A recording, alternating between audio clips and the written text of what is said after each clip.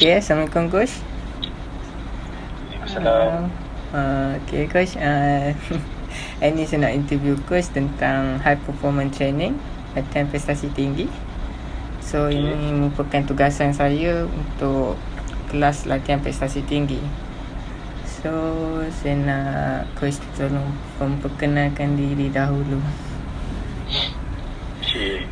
Nama saya Muhammad Amir Faris, asal dari Perak.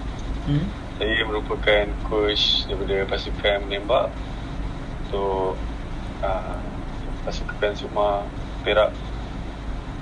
Okay Coach.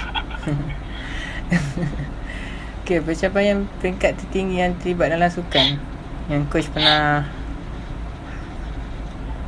Dalam sukan peringkat tertinggi, seingat saya Sukma Perak tahun 2018 dapat gold medal untuk 50 meter team, and then untuk 10 meter air pistol dapat silver. Lepas tu kejohanan lain, kejohanan macam Suki, Masong dapat gold medal lah untuk pasukan UiTM. Okay Coach. Saya dulu ex-student UiTM lah, alumni. Okay. Okay, berapa lama dah Coach terlibat dalam sukan menembak? Saya actually dah libat, kalau sampai sekarang ni, daripada tahun 2011. Lebih kurang 9 tahun lah. 9 tahun. Tapi last sekali jadi atlet masa 2019 lah last. Dan sekarang ni buat coaching untuk pasukan Perak. Terus serak Tak nak Coach. Alhamdulillah rezeki. So Coach punya coaching level tahap berapa? So kira macam ada spesifik punya ke untuk menembak ke ada? Macam spesifik untuk sains sukan, untuk spesifik sukan ada menembak tahap 1. Yang untuk sains sukan punya tak ada, cuma saya ada ijazah dalam sains sukan. Degree. Okay. So mesti kau dah tahu term-term saintifik sains sukan. So apa maksud dari segi latihan prestasi tinggi, high performance training? Performance training daripada pendapat saya, sebenarnya program yang direka untuk kita tingkatkan lagi prestasi atlet yang sedia ada. Contohnya atlet negeri ataupun atlet Malaysia, diorang ni dah ada satu level yang tinggi. So program prestasi tinggi ni direka dan dijalankan ke atas diorang, sebab diorang ni orang kata dah ada satu lagi level atas. So diorang dah tak boleh ikut training program yang lama. Kurang macam tu daripada pandangan saya. Okay. So bila waktu yang sesuai kalau untuk nak kenakan latihan prestasi tinggi? Bila masa yang sesuai tu bergantung kepada tahap prestasi atlet lah.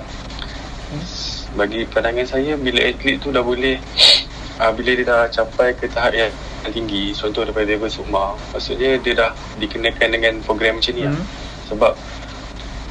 Sebabnya bila dah atlet tu dia dah capai prestasi yang tinggi, maksudnya dia dah ada another level yang tinggi. So dia kena ada spesifik on individu tu. So dia dah tak boleh nak pakai training program yang lama, orang kata sama, yang dia share dengan semua atlet yang lain. Setengah program ada, setengah atlet dah ada buat setengah coach akan buat training program dengan atlet tu lebih kurang sama je, tapi berlain intensity. Tapi apabila dah masuk prestasi tinggi ni, bagi pendapat saya, diorang kena lagi spesifik. Contoh, ambil satu atlet tu memang orang kata kena special training program untuk dia saja, dan perlu monitor every progression dia. Okay. Coach, untuk contoh latihan prestasi tinggi, kiranya macam contoh atlet menembak. Untuk atlet menembak, contohnya suppose kita kena tahulah apa kekurangan dia. So kita akan daripada setiap fitness test bulanan ataupun yang telah dibuatkan oleh pihak majlis sukan, so kita akan ambil data tu untuk kita analyse dekat mana atlet ni kurang. So kita akan ambil kekurangan atlet tu, kita akan letak satu program baru. Tapi bukannya kita fokus dekat satu program tu je, kita cuba untuk beri penekanan yang lebih, tapi pada masa yang sama benda yang lain tu kita tak tinggalkan juga. Kira pada individu seorang je lah atlet. Sebab bila prestasi tinggi ni, dia bagusnya kita kena monitor one by one. Dia tak boleh. Memang dia kalau kita monitor secara team pun susah. Kalau kata sukan lain pun, sukan bola kan, diorang punya tahap orang kata keupayaan tu berbeza. Kita tak boleh nak bagi contoh yang ini ada kuat dia dekat cardiovascular endurance, mungkin yang ni kuat dekat muscle endurance. So benda tu berbeza. Setengah training program kita bagi kat orang ni mungkin tak function kat orang ni. So kita kena, setiap data yang ada tu kita kena analyse satu-satu, sebab semua tak sama. Terus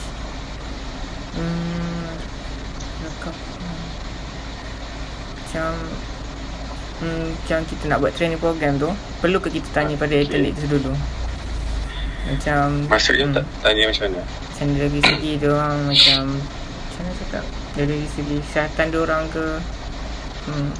Semua tu kita kena ambil tahu lah. Sebab first kita dah ambil pada data yang fitness test tu, ujian kecergasan, and then kita kena tanya juga dengan, kita kena face to face dengan atlet untuk tanya lagi mendalam apa masalah diorang, apa diorang punya kekurangan, diorang boleh tak buat benda ni. So kita akan reka balik training program tu bersesuaian dengan dia punya keupayaan. Okay.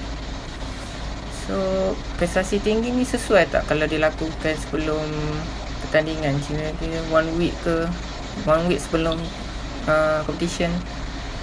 Prestasi tinggi boleh, tapi kita perlu letak intensity dengan volume latihan tu bersesuaian. Contoh yang kita tahu, bila nak dekat dengan competition, intensity akan tinggi, tapi volume tu kita kena kurangkan.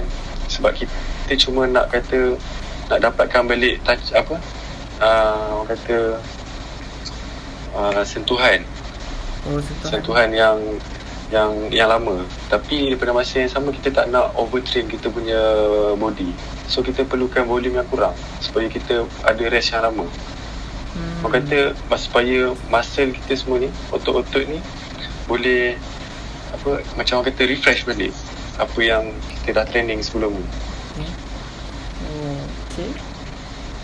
So macam based pada experience coach lah kan, abang macam apa yang benda macam mengganggu, menghalang untuk dia orang buat latihan prestasi tinggi ni? Bagi melalui pengalaman saya lah, apa yang susahnya bila coach dengan atlet tu tak dapat nak setiap hari jumpa. Lepas tu maksudnya susah lah untuk coach tu nak monitor setiap atlet. Itu salah satu. Tapi salah satu yang perkara lain, contoh dia pengetahuan tentang sains sukan kepada atlet.